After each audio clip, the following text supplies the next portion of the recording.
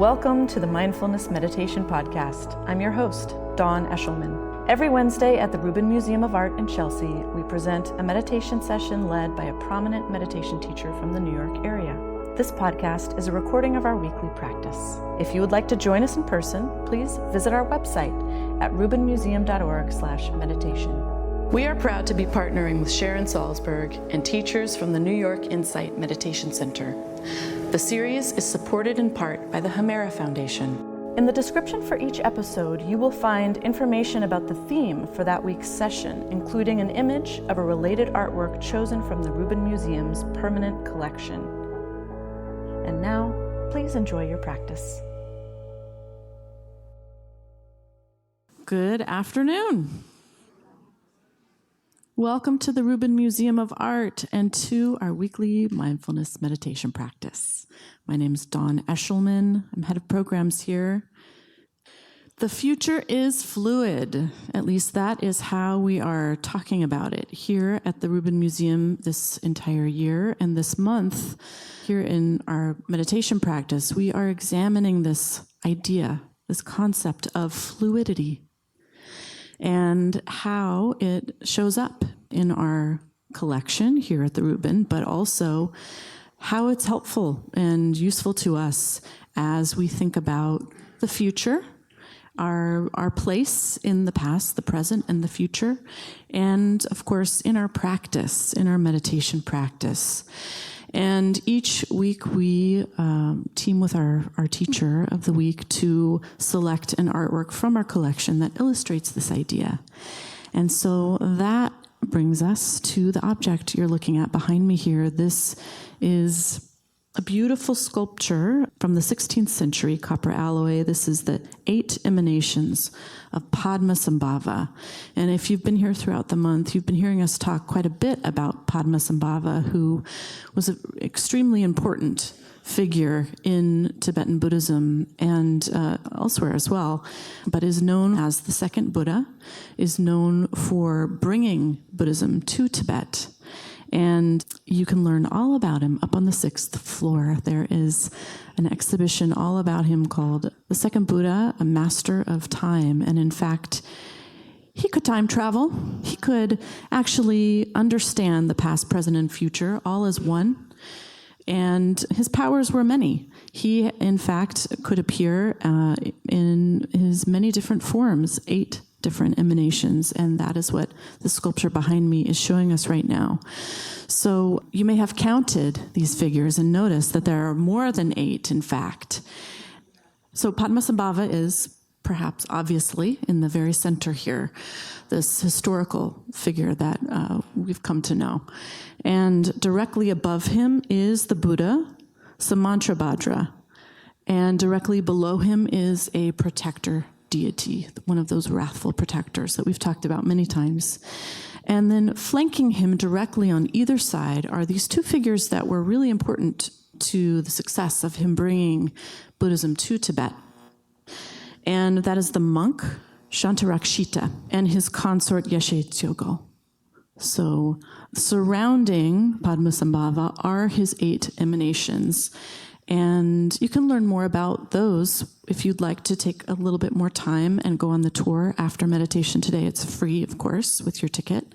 Jeremy will meet you right outside and bring you up to the 6th floor and tell you all about the 8 emanations. For our purposes here today, I think it's useful to just think about the fact that Padmasambhava is powerful not only in his kind of human form, but in all of these other forms as well, and that his power is really, part of it rests in this ability to kind of shapeshift, to be who he needs to be for a particular purpose. And that is probably something that we can all relate to, that we all have different parts of our identity that we exercise at different moments during a day or that develop throughout our lifetime. And perhaps that's something that we get to know in our practice.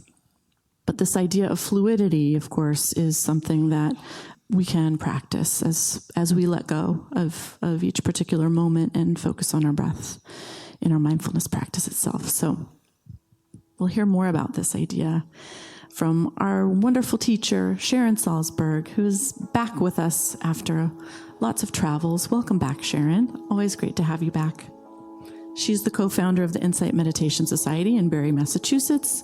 She is a beloved teacher and author, and many of her wonderful books are found up at the shop. And her latest book is Real Love. Please welcome her back, Sharon Salzberg.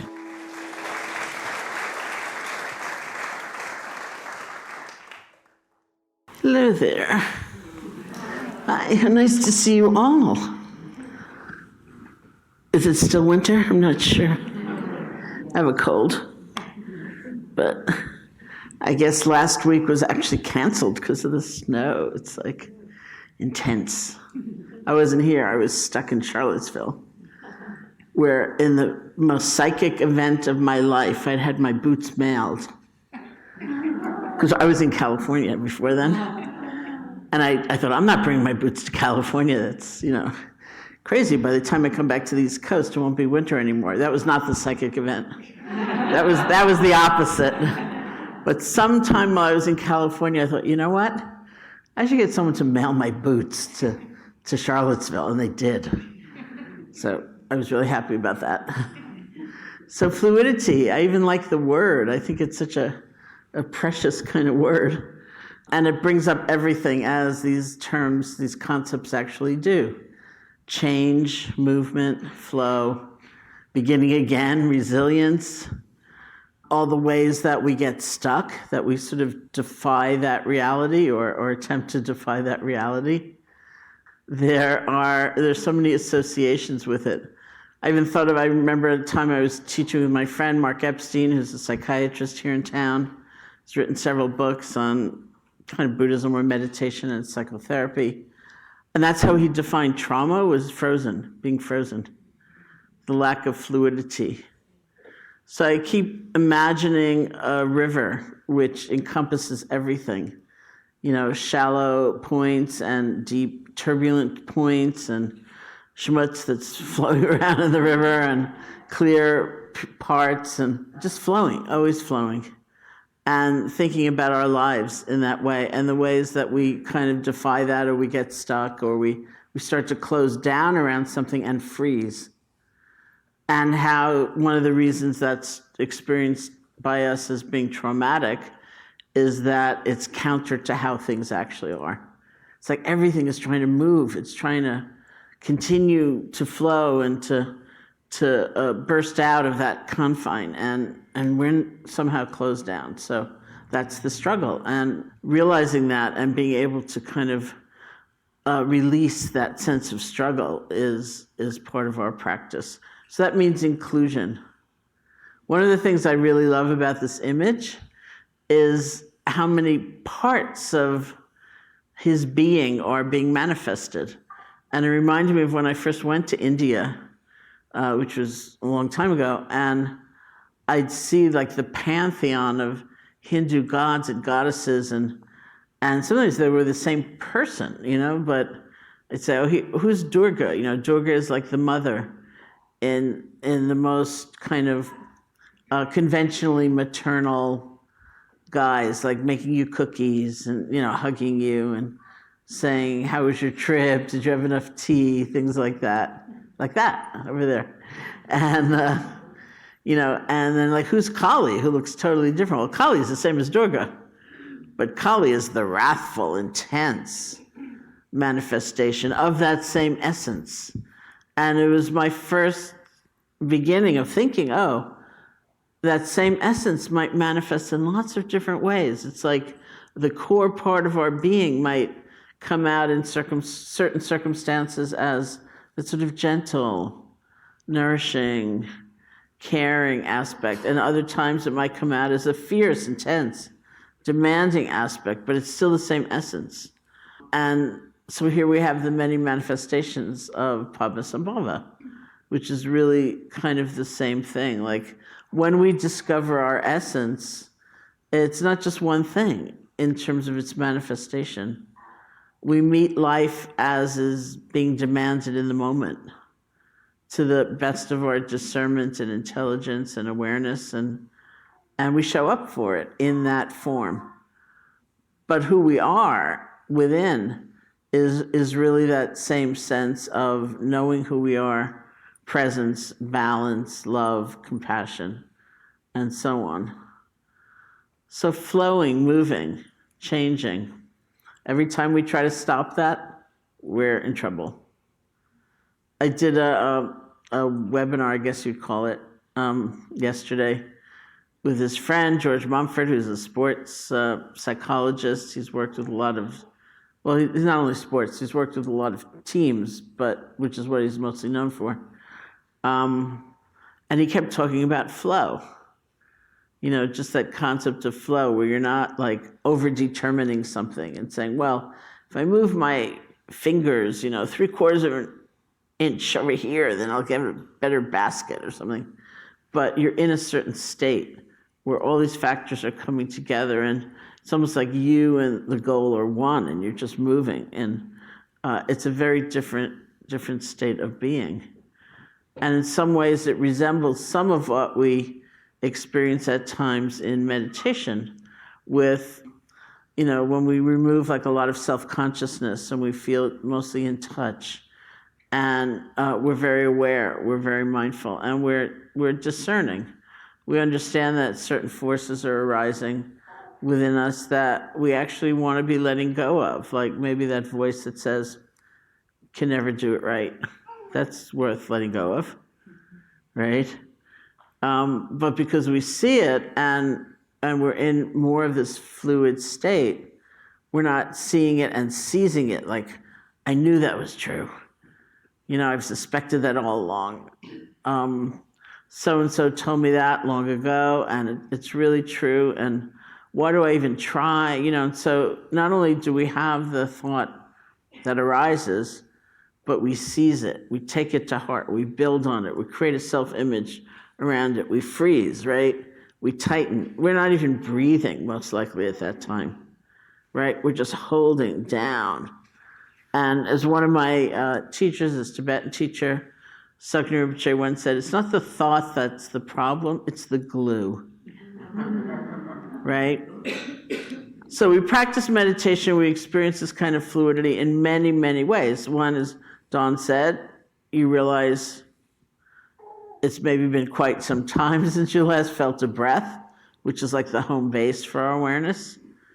We practice letting go. We practice beginning again. It's like a major component right in that moment. And also in how we relate to all the various things that come and go and come and go and come and go. It's like, oh, that's the peaceful, nurturing manifestation. That's the angry, wrathful manifestation. That's the fierce manifestation. That's the gentle manifestation. We're just watching without seizing, right? As much as possible without the glue.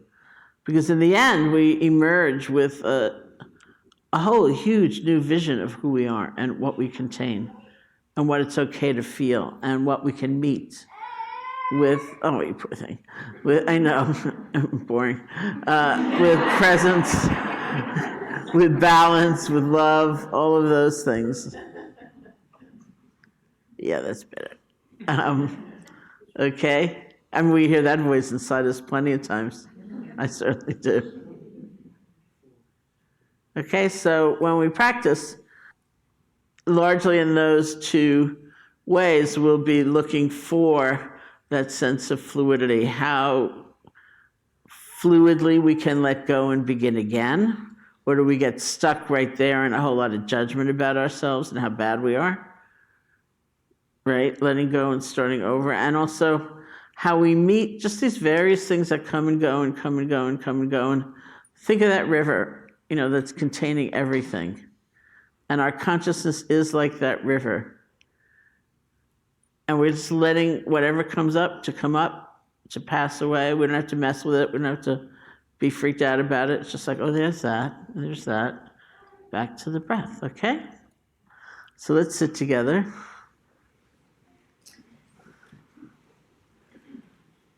You can sit comfortably, see if you can close your eyes or not. However you feel most at ease. And we'll start by listening to sound. which may be repeated throughout, which is a wonderful way of just relaxing deep inside and allowing your experience to come and go. We can't control the sound.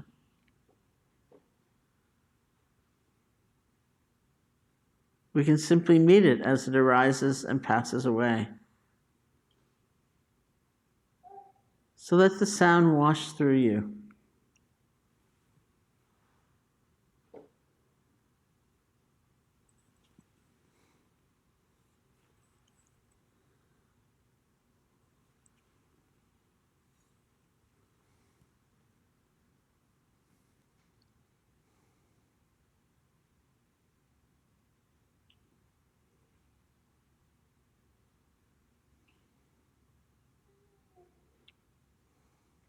And bring your attention to the feeling of your body sitting, whatever sensations you've discovered.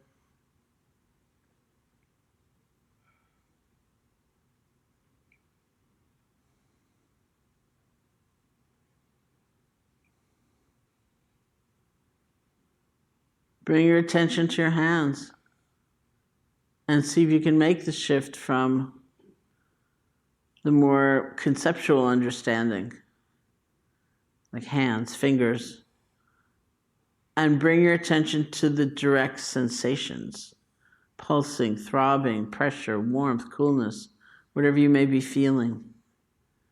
You don't have to be naming those things, but feel them. That's where we rest our attention.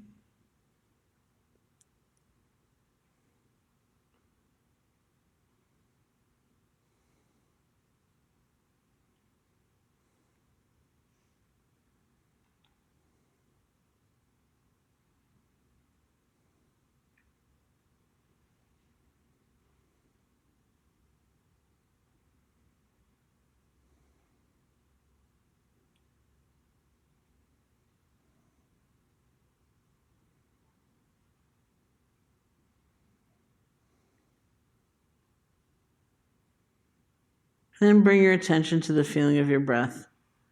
Just the normal, natural breath. Wherever you feel it most distinctly, the nostrils, the chest, or the abdomen. Find that place, bring your attention there, and rest. Same level, sensations.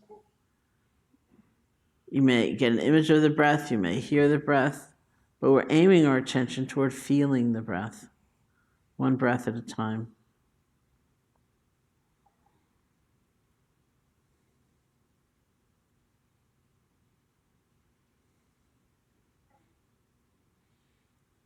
And as sounds or images or sensations or emotions might arise, but they're not very strong, you can stay connected to the feeling of the breath. Just let them flow on by. You're breathing. It's just one breath.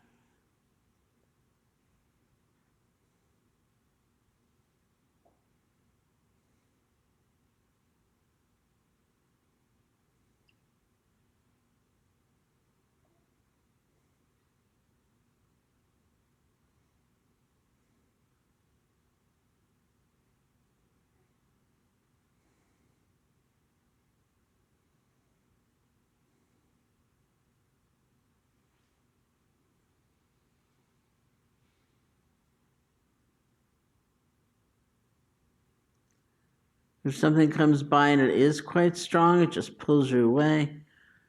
You get lost in thought, lost in fantasy, or you fall asleep. Truly, don't worry about it. We say the most important moment is the next moment after you've been gone, after you've been disconnected. Will we realize that? Practice letting go, practice beginning again. If you have to let go and begin again countless times in the next few minutes, it's totally fine.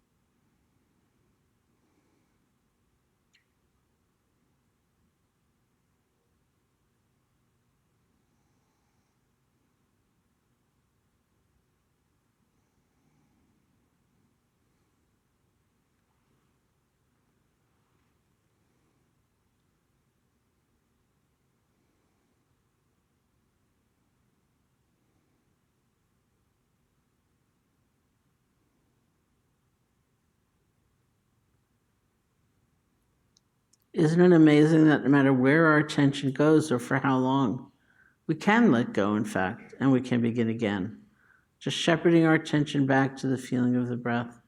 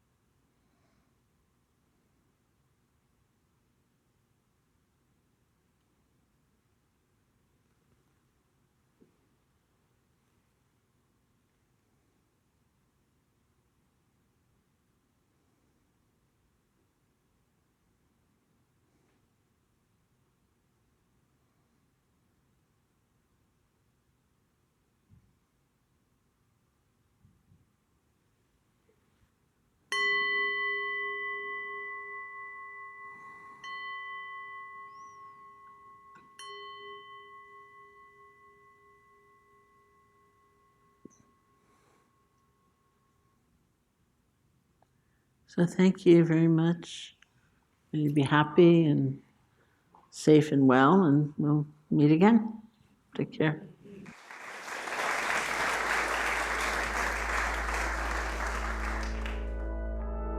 That concludes this week's practice. If you'd like to attend in person, please check out our website, rubinmuseum.org/meditation, to learn more. Sessions are free to Rubin Museum members, just one of the many benefits of membership. Thank you for listening. Have a mindful day.